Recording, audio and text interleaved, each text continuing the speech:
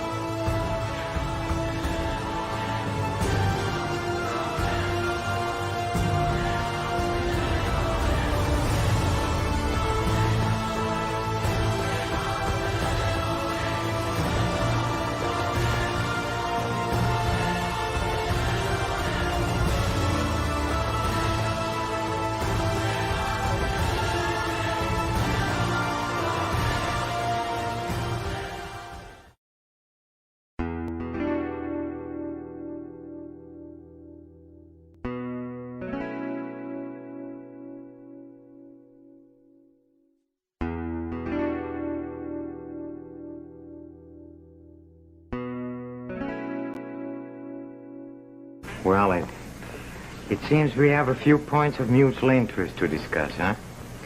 Such as that check for 87 million francs. Money which was partly supplied by the French Secret Service through its agent, our little friend Valerie. Yes. Valerie Mattis, agent of the Deuxième Bureau, huh? Oh, I only found that out today. Of course, you would have died at once, but I thought I hold the thread of your life over this American.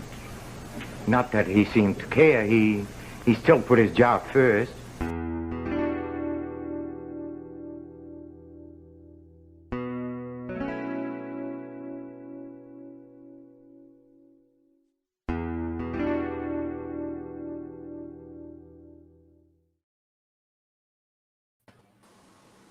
There we go. How you doing, everybody? Welcome back again for another episode of Kinescope. And as you just saw, we today are discussing Casino Royale from October 21st, 1954, an episode of Climax on the CBS network, the first adaptation of James Bond, or of course, in this case, Jimmy Bond. John Suntress, Gabe Hardman, Jeff Parker, Ian Brill.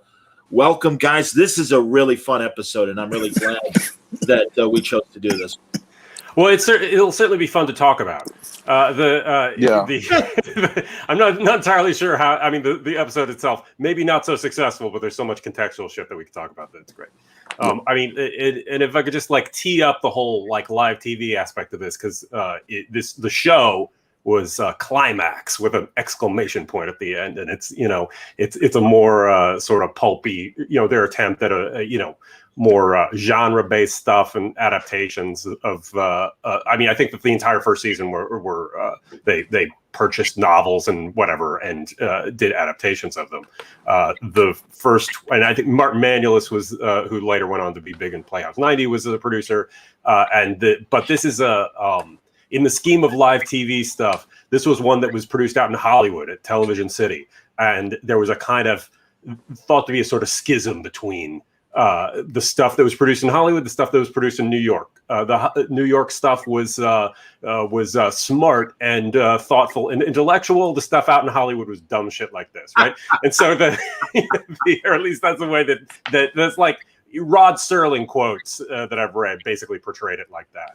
Frankenheimer too. I was watching his oral history interview that people can see at the Emmys website. Their YouTube videos and you can find clips under the comment TV Legends. But if you want the full interviews, that's where you go to get them. And I adore these things. I mean, I've been poring over these things for years. Sure. And Frankenheimer went over. Oh God, and now I'm blanking on who it wasn't. I can't remember the producer, but essentially, the producer's like it was a different episode of Climax, and the producer's like, "This is a piece of shit, and I'm not doing it." And Frankenheimer's like, "Yeah, it's a piece of shit, and I'm not doing it." And the overlord at CBS like, "Well, guess what?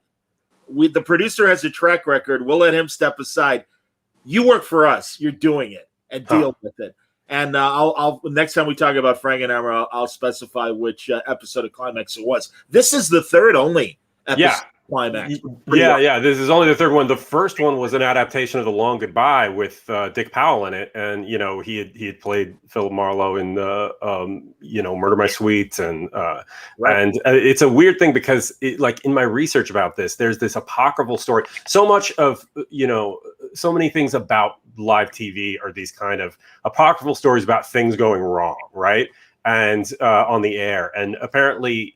This is that first one. Sometime there was a point where people had attributed this to Casino Royale before the Kinescope was rediscovered, like in the 80s or something, right? Like people hadn't seen this in a long time. Right. And but there's a thing about The Long Goodbye where people claim that that the dead body gets up and walks away at one point during the show, right? But the thing is. Like that's one of those things that people say, and it's on Wikipedia and stuff. But in my more serious live TV research, nobody mentions this, right? So, like, I feel like this is probably just another one of those things that people like to say. But I don't think that show exists out there either. So I'm not entirely clear. That said, it was well reviewed in the New York Times. It was, the pilot was, or the first episode was considered like a success. And then by the end of the season, every fucking show had been trashed. Like everybody, they hated critics hated the first season of Climax. And but audiences liked it. Audiences like dopey stuff. So that's this one for like 4 seasons, I think. Yeah, it did. So there were 4 seasons of it, but I mean, it was a popular show. But and this is a very early one. But what did you guys think of it? What did you guys think of the actual episode? First, before we tear into it, what was it a thing that it was often broadcast in color, even though there's. I read that as well. That the show, the whole show was shot in color and in theory broadcast in color, but the only things that exist are the black and white kinescopes, the 16 millimeter black and white prints. So we can't see that, or at least they don't for most of them or something. I think there may be some color episodes available out there. Also I know that another show like Climax called Danger, which was a big Sidney Lumet show, that was the first CBS color show. I didn't realize Climax was, but I'll take your guys' word for it. I read that, and I think I read it in one of the actual books. So that seems like a pretty safe bet. But that said, we can't. They're all just the kinescopes that we're looking at. So that's maybe the show had a more interesting visual look to it in color. It might be a flatter thing because we're looking at the black and white. True, and this is kind of reverse, where again, like you said, Gabe, it was produced on the West Coast, and I'm assuming the Kinescope was sent east because I assume so. I don't really know. Yeah, but again, thank God somewhere there were pack rats that were hanging on to these things because really, look. Thank God for Barry Nelson. It was lost for so long. Yes, because then he got to have a career and not have to have this thing hanging around his neck. Isn't this an unfortunate moment that I was able to find? And essentially, Barry picks his nose through the entire hour of Casino Royale metaphor. There's all kinds of weird hamming. It's strange. It's apparent. So, I mean, the quotes from him were that he hated doing live TV, right? Yeah, and that he was very uncomfortable with it, and it shows. Like, I don't think that he does not come off that well in this. Well, let's cut him slack and at least at the very beginning point out this is the same guy who was terrific in The Shining. He's absolutely he's in Airport. He's in a bunch of stuff. He's not a bad actor at all. Tremendous character. No, he's just horribly miscast. Yeah. But in fairness, I really kind of feel for him because he had never read, the book. And how could he? Like, the thing was only really printed in America the next year. Yeah. Only like 4,000 copies. So there's no way he would have seen it. Nobody in America had any opinion on who James Bond was or how, and clearly nobody in charge told him how he was supposed to act. So, yeah. Well, and also I think that it's just that there wasn't a sense that James. I mean, there was just no sense of what James Bond even was. No, they're just maybe it's hard boiled. They don't know, right? Well, I mean, this is jumping ahead a little bit, but in the when different producers and screenwriters tried to develop Casino Royale as a feature after this, like the first round of it with the screenwriter Lorenzo Semple Jr., who we all know from the Batman TV show, he was, he took a shot at this thing, and they literally took Bond out of it and replaced him with like a sort of,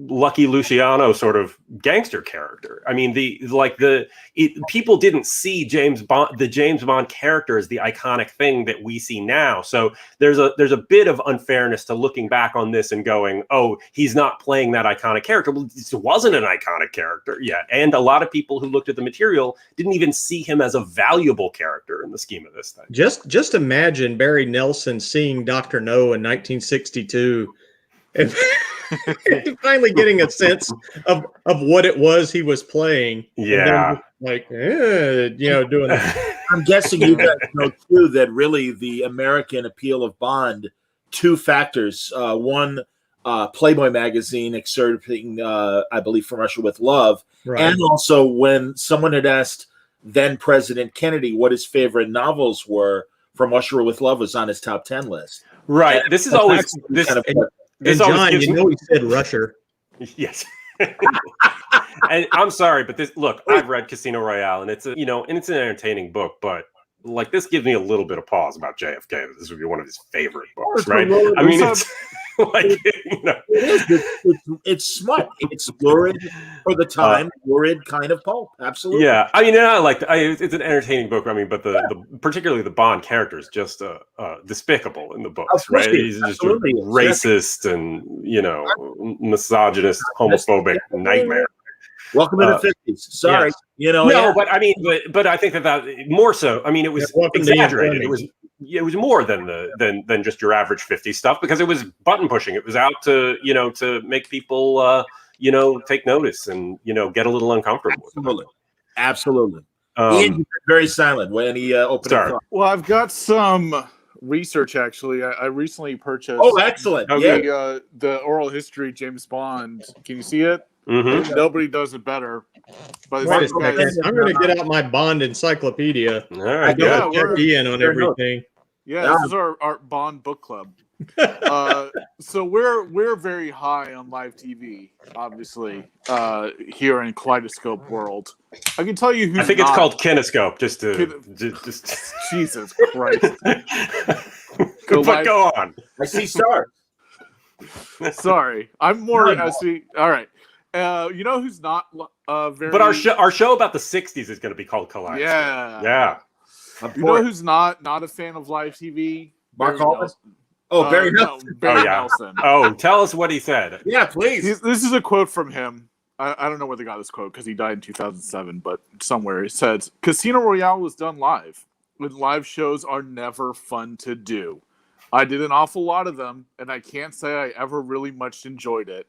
You never had enough rehearsal, and they changed things, always at the last minute.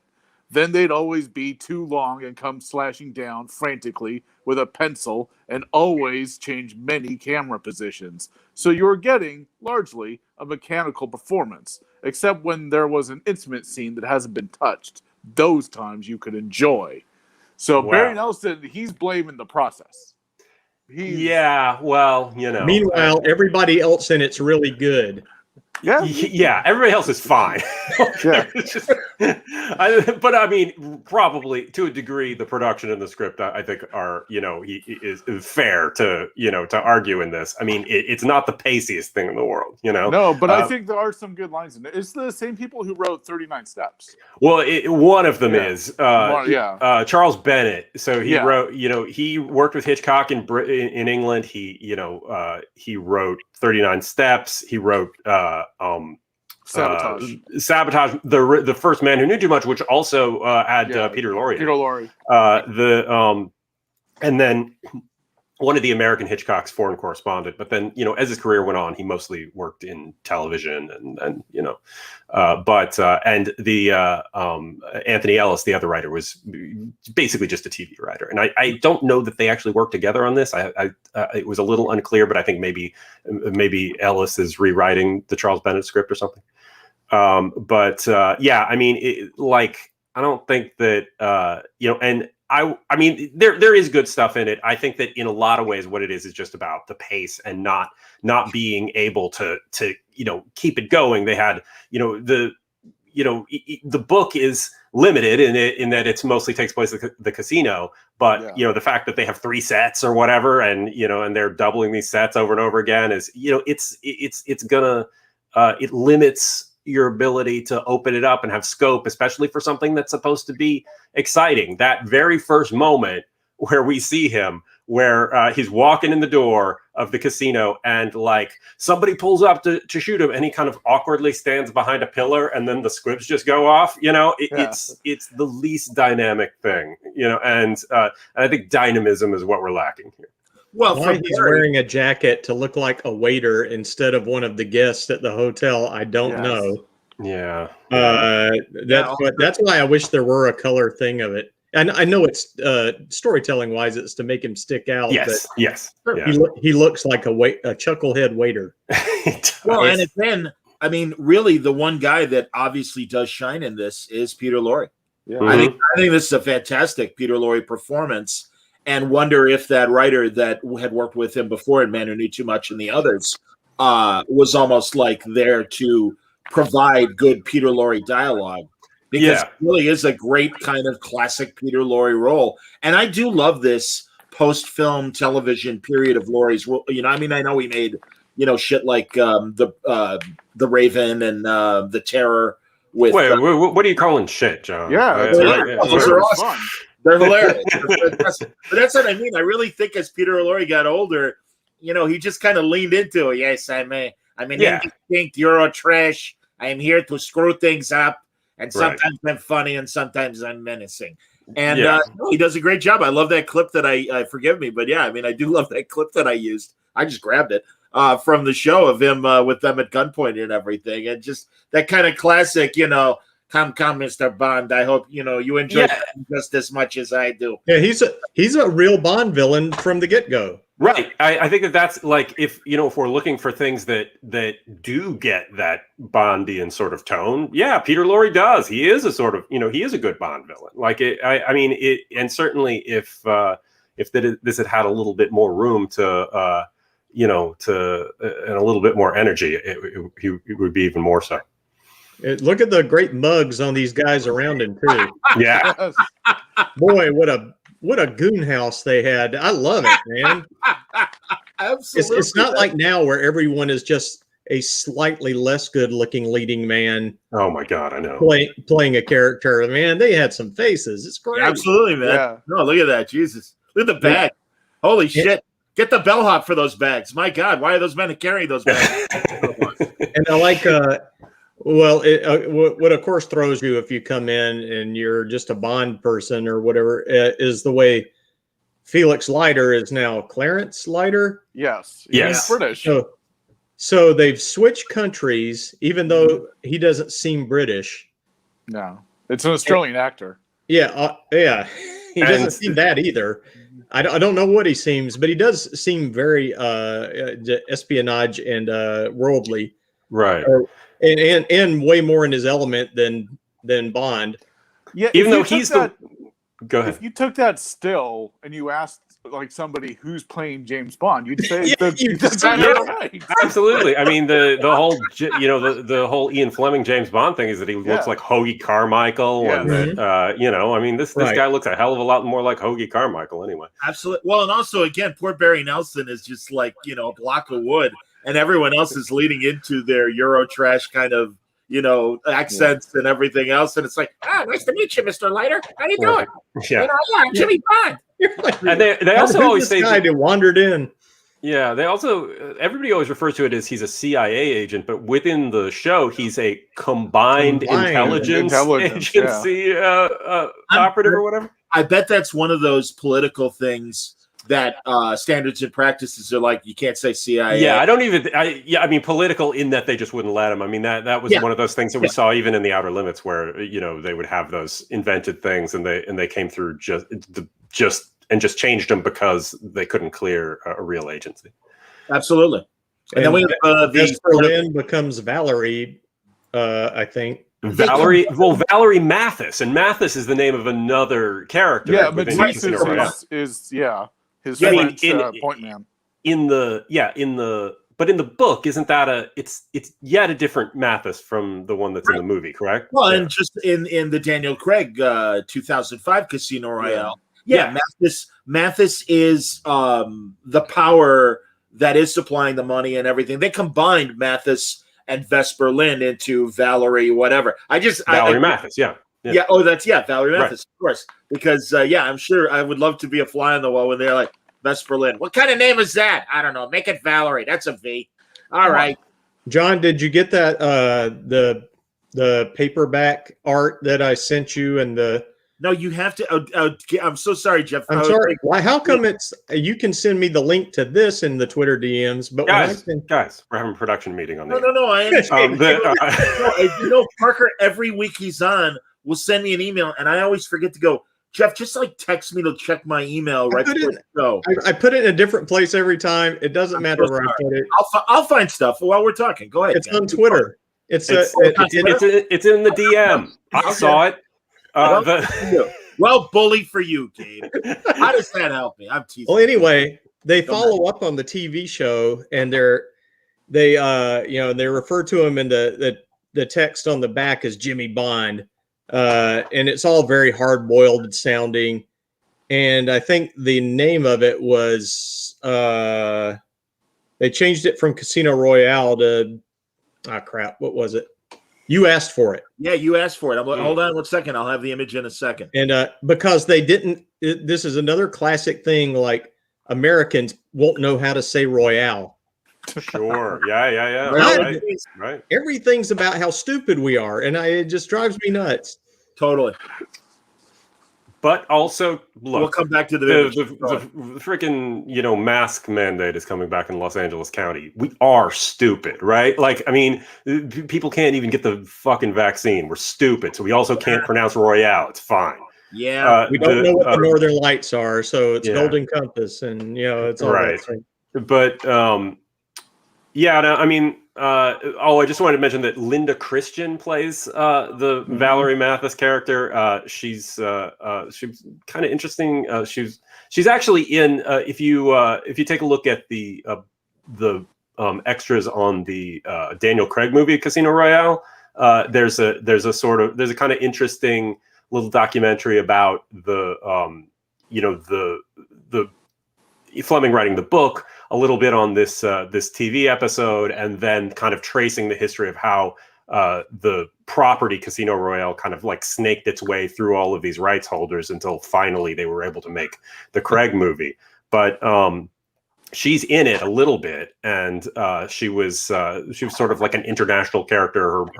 Her father was an oil executive, and like she was born in Mexico but grew up all these places around the world and spoke all these languages, and I mean, and a lot like what we're saying with Peter Lorre, she's technically the first Bond girl, and she fits. She's pretty good as that, and it's pretty good casting. I can see Wally Wood looking at her and thinking, I am going to draw her in everything. Yep. Oh, also, she was also married to Tyrone Power at one point. Yeah. Oh, wow. Yeah. Fascinating. Jesus. Very cool. That's a good fact. Yeah. Absolutely, man. I will have the image momentarily. Again, I have to convert it. And I just have to give credit. To be fair, my mom pointed out to me that she was married to Tyrone Power. So my mom came through with Thanks, a certain amount of Linda. research. Linda, Yes. absolutely. Linda, one of our regular viewers, and not just because Gabe is her son. She enjoys the context. So that's terrific. That's great, man. Here, it's just popping up. Hang on, guys. 2 seconds, and it'll be there. There it is. It's fun to see. My friend, Professor Ben Saunders, the Bond academic, who I often appear with at shows. I love that. Loves to roll this out and show that this is what Americans first saw James Bond. True. John, do you mind reading the Wild Weekend text? Sure. If he hadn't been a tough operator, Jimmy Bond would never have risked a weekend with a woman who used her magnificent body as a weapon to destroy him. But it was toughness that landed Jimmy his job with the Secret Service, the job of smashing the ruthless LeChifre and his spy network. So, no matter how many women tried to stop him. And then the pull quote is from, is that Reuters? I'm assuming Boston Post. A superlative thriller replete with elegant, enigmatic women, explosions, torture, and sudden death. Thank you, Gabe. Absolutely. And they make it out like he's up against an army of women. But if you look over there at the right, you do get the TV show ad. Yep. Oh, presented by Chrysler. Indeed. Chrysler, makers of Plymouth, DeSoto. Exactly. The Imperial. Yeah, they have like 5 different makes under the. Look how Barry Nelson gets third billing too. Yeah, unfortunately. Yeah. And but it is a full hour of tense drama direct from Television City, Hollywood. So that is true. Yeah. And again, I love that some of the hour shows would start at the bottom of the hour, like 8:30. I wonder what was the lead in. Yeah, what the hell came on before? I don't know. Apparently they went through a whole thing of like half-hour shows is what they were trying to do for quite a while, and like half-hour dramas didn't work, and so they I don't know exactly what was programmed in front of this, but doing this hour-long at CBS was kind of a reaction to their experiments with half-hour shows. So it does seem funny to me though that like New York would be the place where everything they were experimenting with the camera and doing really dramatic stuff and exciting stuff, when you would think that the technicians would be here in Hollywood, right? And Television City is this big, a big like production facility. It's right next to the farmers market. I've weirdly never been in there. I guess because I've never been to the Price is Right, but which is the main thing that they I think still do there. Yeah, because that used to be my hangout. Like because I lived by Miracle Mile, and I would always go hang out at the farmers market and sketch people and whatever eat. And of course, Bob Barker would come over wearing sunglasses, like somehow you wouldn't recognize he's Bob Barker, right? With his silver mane. And there are always people there with the tags from. Everybody came in with the tags. Yeah, and they'd all flood over, and you had to hurry up and get lunch before all the Price is Right crowd let out. Now those people aren't going to be able to make up their mind for what they're ordering, right? Like they're from God knows where. They're Ocala, Florida. Like Barry. You know what kind of backs up what Ian was reading? In line at the farmer's market right there. Exactly. Maybe he's got to get that catfish and eggs. Yeah, maybe. I don't know. To back up what Ian was saying from the quote, it does sound like it seems several times in the show that they're trying to go back and plug holes that they've noticed throughout the show. Like the fact that no one can agree on how LeChifre's name is said. Yes. So they suddenly kind of write in. I swear they must have written it in when he explains. Oh, some people say shipper, but it's like he gives a sort of dictionary definition. Yeah, I was a number after the war. And, right. LeChifre means cipher and blah blah blah. Yes. B things. I'm going to answer this. I wonder if they stopped assuming Americans were stupid and ignorant of things outside the U.S. Would Americans actually be aware of more things outside the U.S.? The answer is no. I don't know. I'm sorry. I don't know. I don't know how to break it to you, man, but most of the country pretty much into sniffing their own armpits and really have no interest in, oh, I ain't American, so I don't really understand it. Good Lord, my father, God bless my father, but I can't tell you how, and he was a fan of the Avengers, the British TV show, but half the time I'd be like, Dad, let's watch something on PBS. I can't handle the British accent. I'm like, it's English, for Christ's sake. Come on, Dad. Anyway. Didn't you know Diana Rigg hosted Mystery for a while there? Yeah, that's a great, would have been a great lead-in for your dad. Run. So Alistair Cook, even good Lord, go on. Just going back to the show a little bit, one of the things about the adaptation is that I thought was actually slightly bold was that the notorious thing in Casino Royale is the torture part, right? And absolutely, clearly the way that the torture works in the book, certainly, and even in the Daniel Craig movie, is not going to play on 1954 television. I don't think so. There's a beautiful show. But I thought that it was admirable that that torturing him was still something that they did and still something that they went for in it, even if it wasn't. It's all about pliers and toes. Yeah. Don't worry, Mr. Bond. We have towels nearby to wipe you off in case things get too intense here in the bathroom. Yeah, we can't call it a bathroom because it's 1950s television. I put him in a bathtub. Although, my God, at the very end there, when he actually has an action moment where he takes out that guy, it is just it's the clunkiest thing imaginable. Like they made no effort to just. I mean, granted, it's live. It's tough to do something like that. The real actors doing it on camera live, but my God, that was clunky. And then they have the shooting of LeChifre. Oh, excuse me. Go on. Off screen. Yes. Yeah. And I don't know if they were hoping to make that a mystery where you wondered who's going to walk out. Yeah. Or something. But then, of course, Bond just strolls out like he does everything else. Like, right. Yeah. And Yep. Just got him. All right. I was going to point out this is the first Bond gadget on film. Oh yeah. The silent gun. That's a gun. Cane gun. And in case it wasn't clear enough, as he's loading it while they're listening in on the conversation between Valerie and Jimmy and stuff, when he shoves it in Jimmy's back and he's like, "This is a gun, Mr. Bond, just so you know." And yes, I'm pointing it at your back. It's not a cane. Yeah. Yeah. But then when Leiter does it to the other guy just doesn't get it. Right. Like, did you not read the script? It feels like they're winging it right there.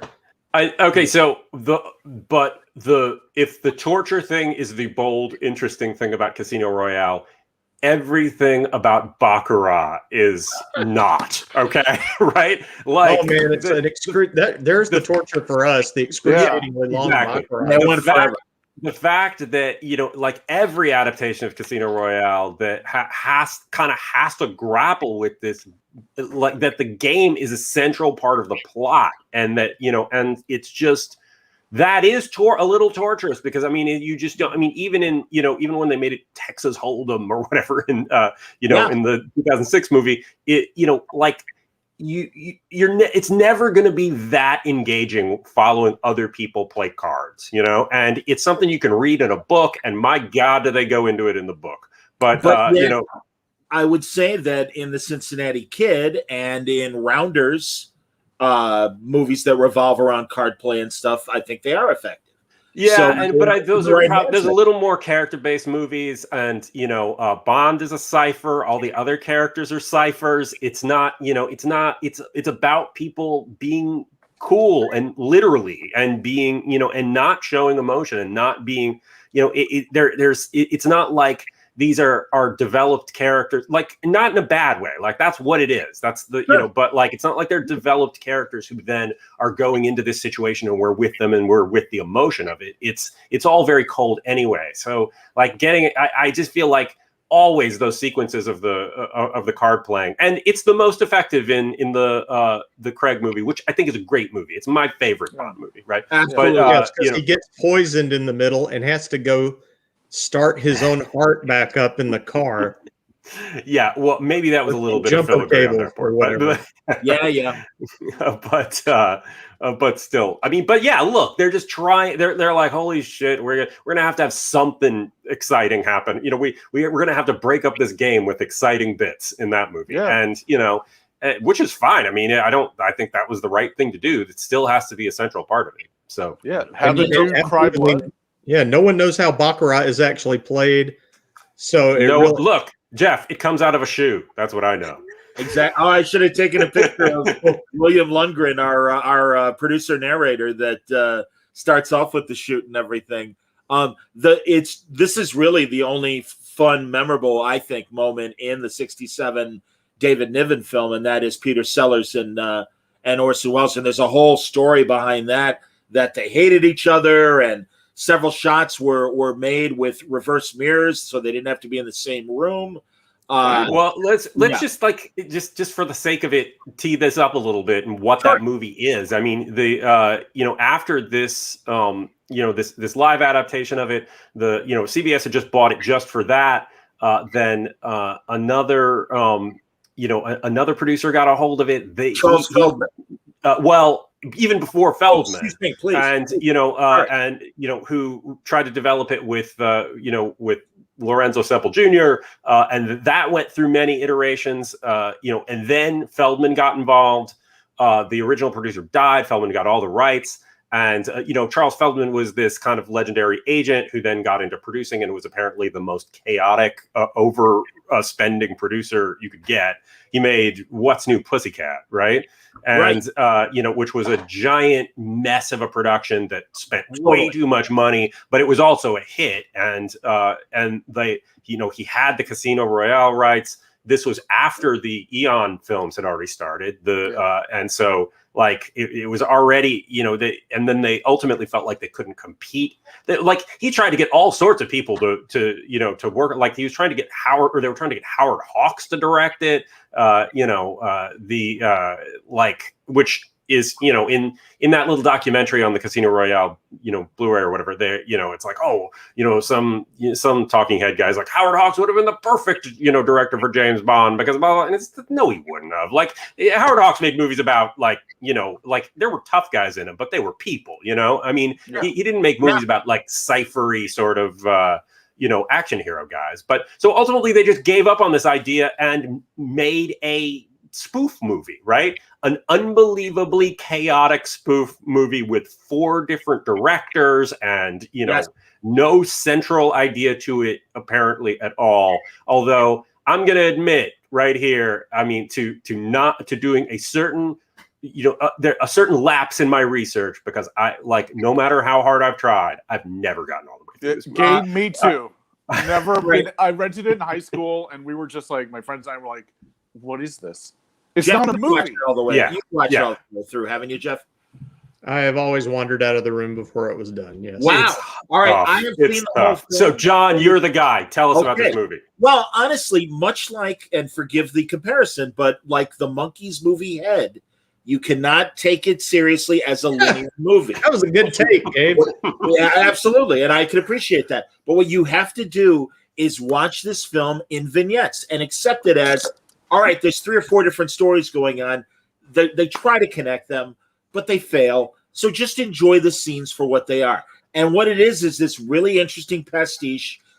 It also, and forgive the comic book comparison, but it's kind of like when Bob Haney and the other Silver Age writers of DC would try to tap into the current milieu of Teen Titans. Yeah, okay. And just try to understand the teen culture and in this case, the swinging London culture. And so you mean embarrassing is what it is. It's old guys trying to be hip. Yes, but it's funny. It's weirdly funny. Good Lord. Okay.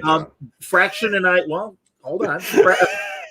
Matt Fraction and I love these terrible Sammy Davis, Peter Lawford films called Salt and Pepper. Yeah. Richard Donner directed one. There you go. Yeah. Richard Donner. But but yeah, it's middle-aged men trying to be hip, and it fails miserably. And they're wearing their Nehru jackets, and my God, here's Barbara Boucher with David Niven.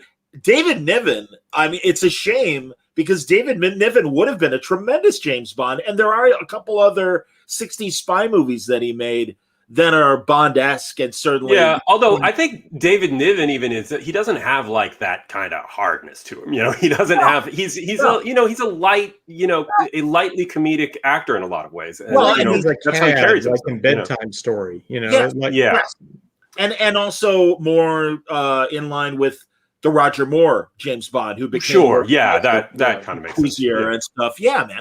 So, but I mean, I think that Peter Sellers in this movie. Peter Sellers is in this movie, right? And Peter Sellers is great. I mean, for a guy who made very few great movies, he's always great. And he carries the screen. Like it's just that the material is terrible, right? There's nothing going on there that's actually funny. Totally. So it's a little bit of a disconnect in the entertainment value there. Yeah, and again, I mean, no, these scenes with Orson Welles, specifically even the baccarat scenes, and he's playing LeChifre, correct? Right. Yeah. Absolutely, and actually, there's Ursula Andrews as Vesper Lynn, right? And there's a couple, but she's a millionaire who does something. I don't know. No, she's another British agent, right? And, I mean, obviously, she's there for the memory of Honey Ryder from Dr. No, right? Mm-hmm. Honey Ryder. I know it's Honey is her first name. You're right. So again, there's just like these little moments, and also we get. Did I upload the picture? Yes. The infamous Woody Allen as Jimmy Bond. Here's another Jimmy Bond with I forget her name. This is it Dolly Levy or something? I'm gonna look up her name. Wonderful Indian actress that was a beautiful femme fatale, not only in Casino Royale but even in one of Dean Martin's Matt Helm movies. I mean, again, there are Barbara Boucher is fantastic in this movie. Honestly, and look, John Huston directed the opening segment of it. Yes, and this movie has like 5 directors. Doesn't it? It really did, man. Yes. Yeah, I mean Val Guest, who directed part of it, who was a great director after a fashion. It is just a puzzle. I mean, I get it, appreciating it, but it's just a very puzzling movie and it wasn't a success either. And Burt Bacharach also did the and Herb Alpert. Right. That Herb Alpert theme song you've heard it a million times. Yeah. I've used it on Word Balloon.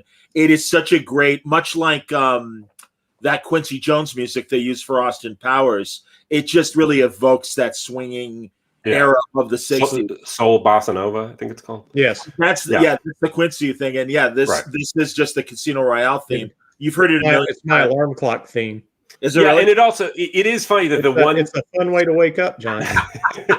The one thing about it is that all the way through, this kind of very iconic sounding music keeps coming up, and you're like, oh wait, this seems like it should be something, right? Because this music, right?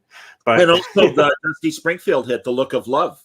Yes, the 67 film as well. That's right. Yeah. So, yes, and Stephen is correct. If you do purchase the DVD of the 67 Casino Royale, it does have the Climax show as an extra. Very true. Absolutely. And you could just watch it on YouTube. And that's true too, as we did. So Michael was wondering what each of our members of the panel's favorite Bond film was. Go ahead, you guys. I think I already said. For me, it's Goldfinger. I feel that's kind of like the text, even though it came later on. Like once that happened, it felt like that's when they hit upon what a Bond movie should be. I feel like every Bond movie after that, or at least until like the 90s or so, was in the shadow of Goldfinger. No question.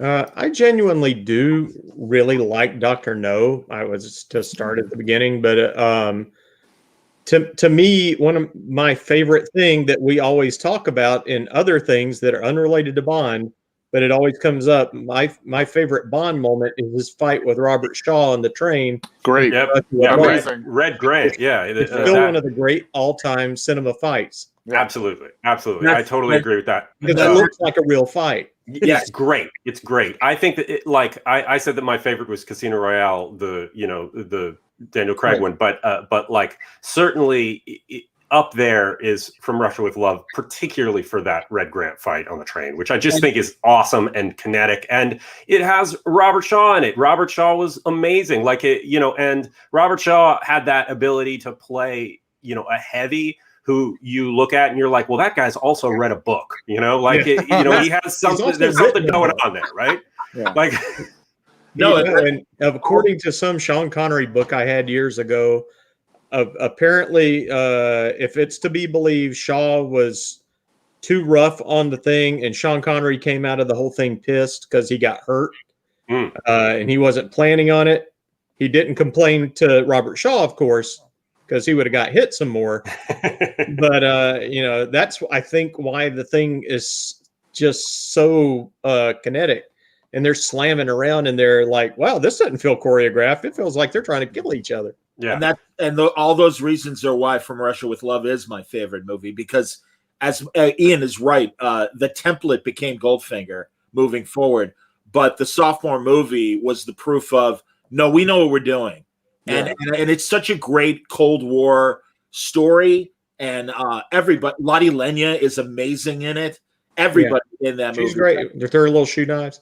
Absolutely, the end, man. And again, there's a great surprise at the ending when you think everything's done, and all of a sudden there's one more fight. But Robert Shaw, who, if you dressed him differently, easily could have been James Bond himself. Oh yeah. And Red is like one of the great villains that literally goes toe to toe with James Bond, and you believe it.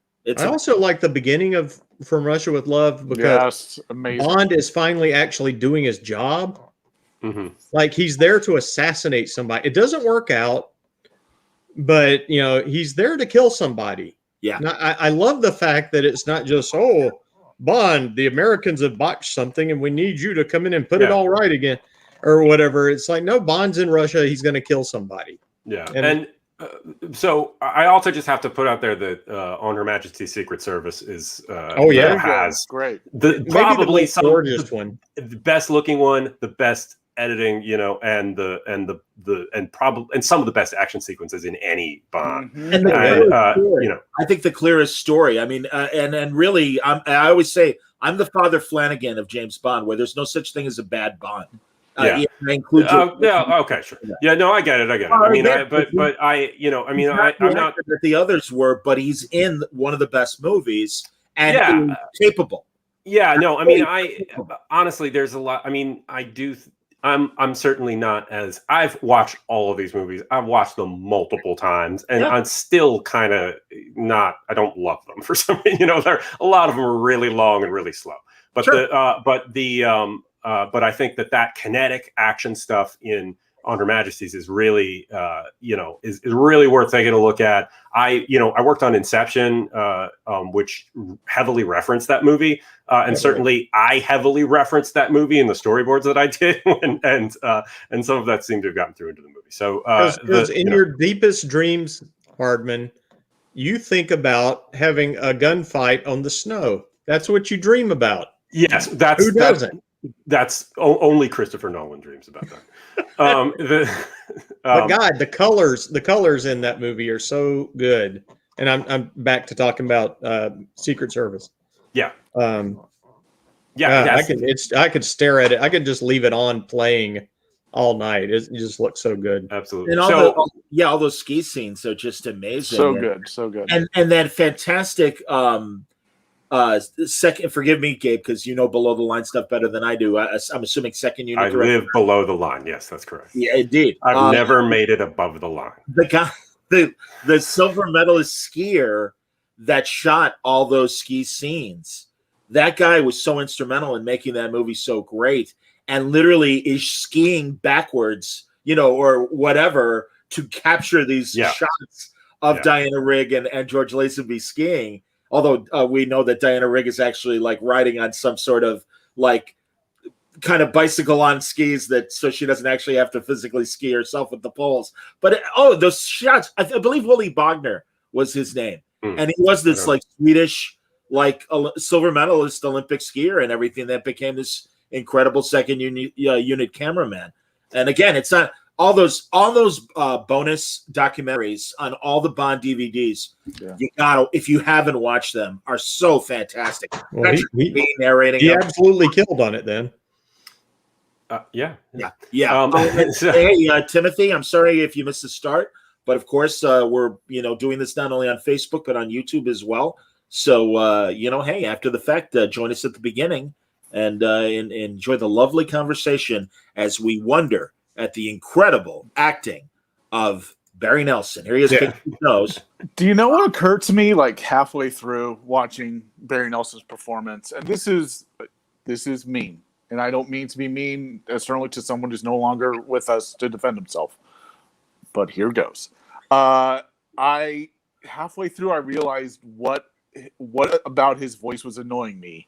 And it's like when Richard Pryor or Eddie Murphy do their impression of an uptight white guy, he sounds like that. That's his actual voice. Yeah. And I'm like, what is, and for him to be James Bond, it's just like, for him to be anybody, but that's James right. Bond, LeChifre.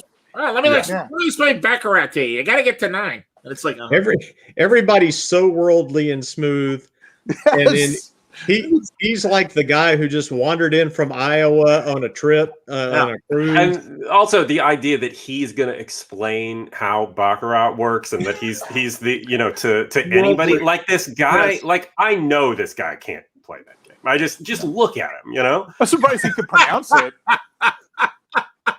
Well, I don't know a lot about baccarat, obviously, but I feel like they changed the rules a lot in this because the croupier barely does anything, and LeChifre seems to be controlling the way the game goes a lot of the time, just to keep it on Lorre. Well, you can buy the bank and essentially be, the house while you're playing baccarat. I've watched it in Vegas a few times.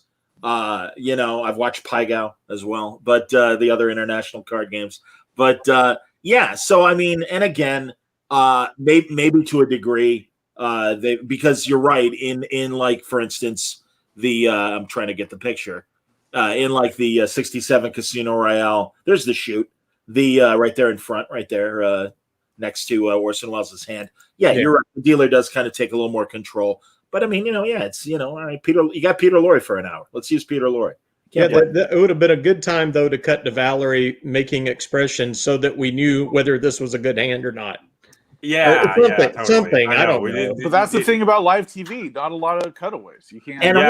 You only got a limited number of cameras, and you got and a couple of those probably have to be traveling to the next place, right? Couple live Fs. They, for instance, when one of LeChifre's henchmen has a gun to lighter, or is about to put a gun to lighter. First he reveals the gun, then he covers it again, and then he reveals it again. So there's that, and then there's a sound drop where Lorre is talking after they've captured Bond, and the mic isn't there, and so there is this, at least the version I saw. And they pick up, and it seems to be a live mistake of, oh shit, we don't have Lorre's mic on. Hold on, let's pot that up a little bit. Let's get that sound right. Yeah. And I have no idea. He's saying something about Americans. I'm not really sure what I was hoping to catch it. I watched it. Yeah, that we're idiots, I would assume. Yeah, exactly. Again, that if it's not in their own culture, they have no idea what it means. These stupid hillbillies that we're dealing with. Absolutely. When they do the whole bugging Bond's room thing and they crank the music way up, you're waiting for, all right, let me talk to you while the music's really loud, and he starts talking louder. It's like, why is he not I know you're an enemy agent and I know you're trying to set me up.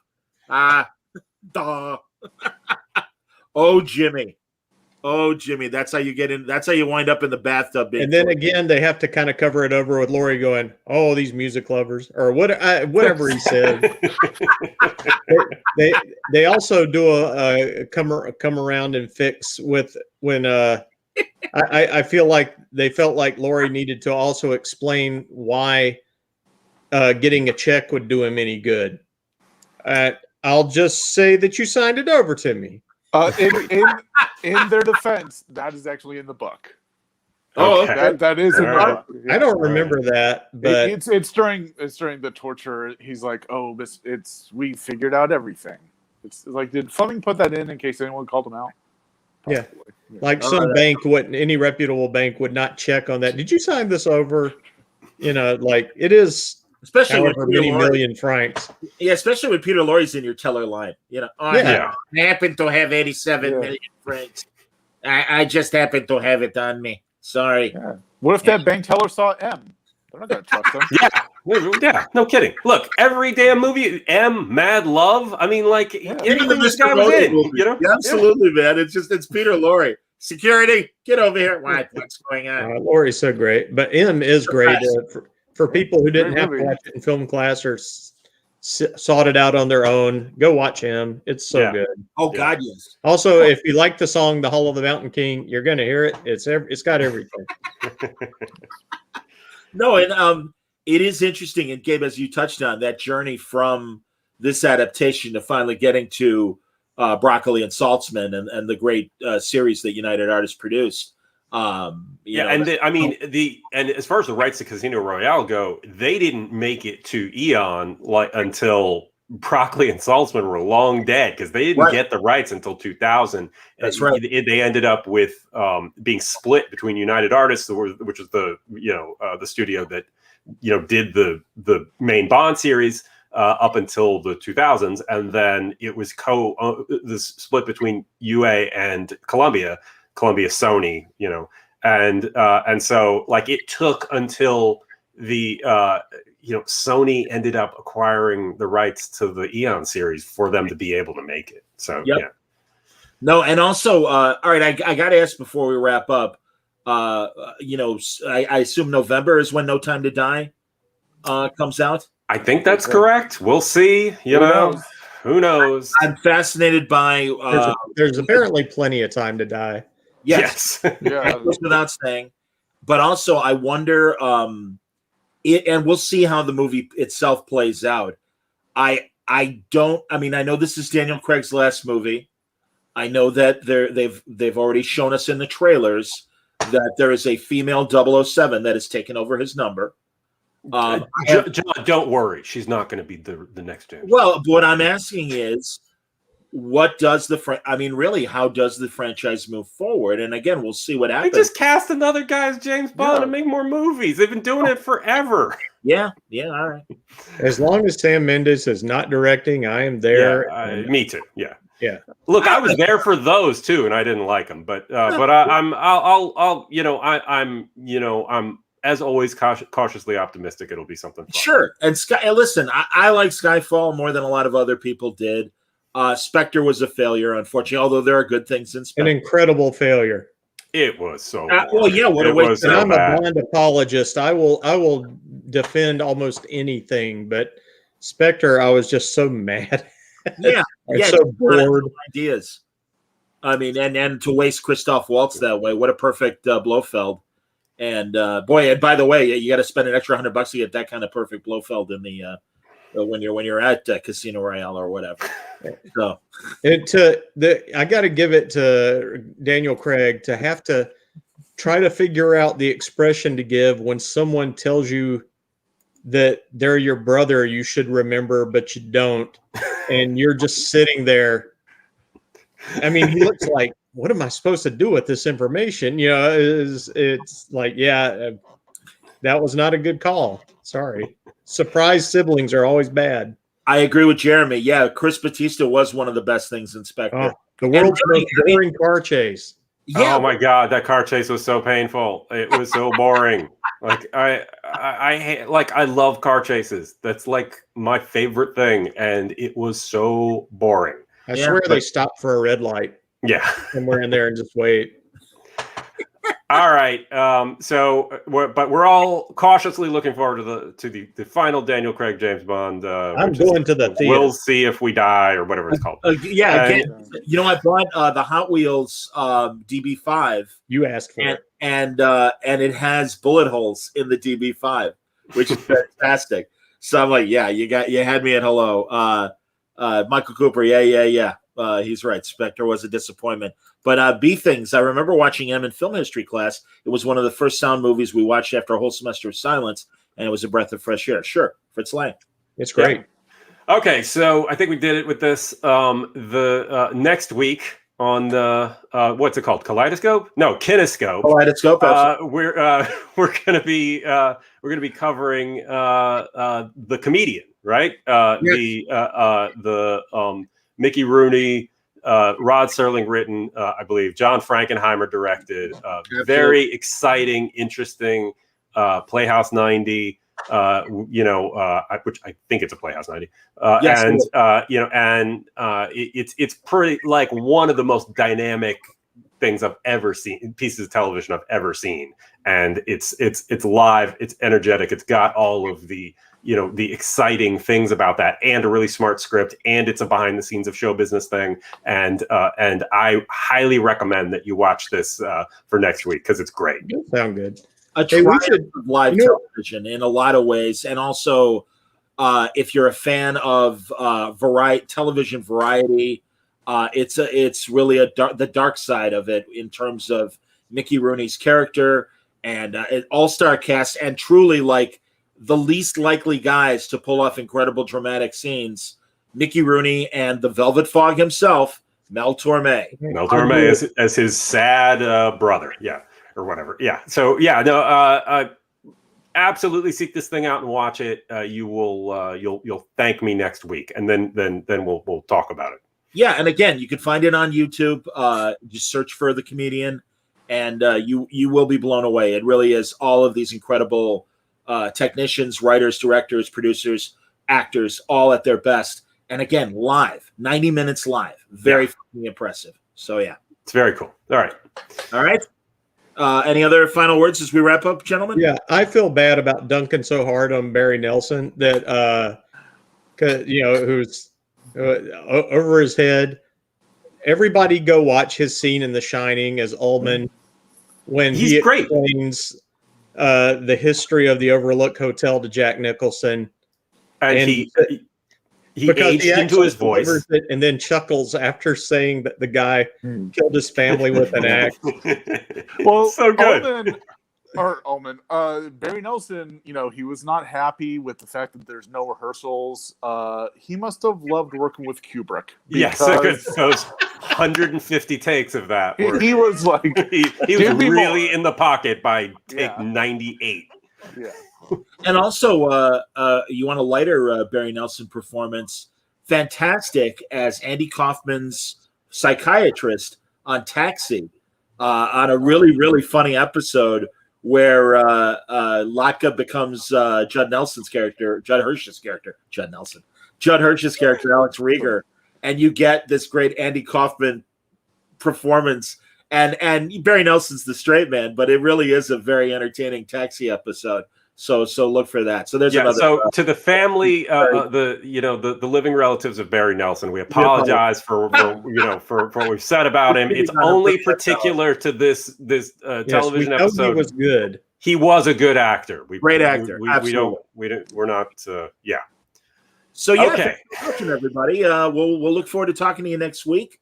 Do your homework. Watch The Comedian before you watch our next episode. Also on the podcast feed, I'm going to put, because I'm always this big believer that if you have more episodes, you attract more flies. Mm-hmm. I will continue to put out the audio version of this on the Word Balloon feed as well, but to kind of fatten up the Kinescope feed while we're waiting to accumulate more episodes, I'm going to put on the Liberty Valance conversation we had a couple of weeks ago. Good. Also the conversation with Joseph Stefano about, Dominic Stefano. Yeah.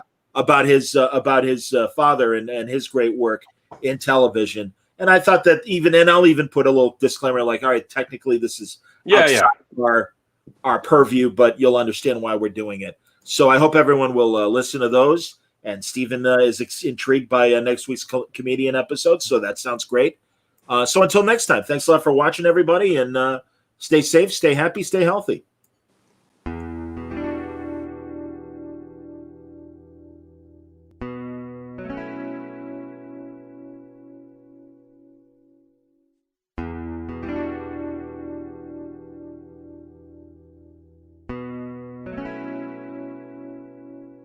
Well, it seems we have a few points of mutual interest to discuss, huh?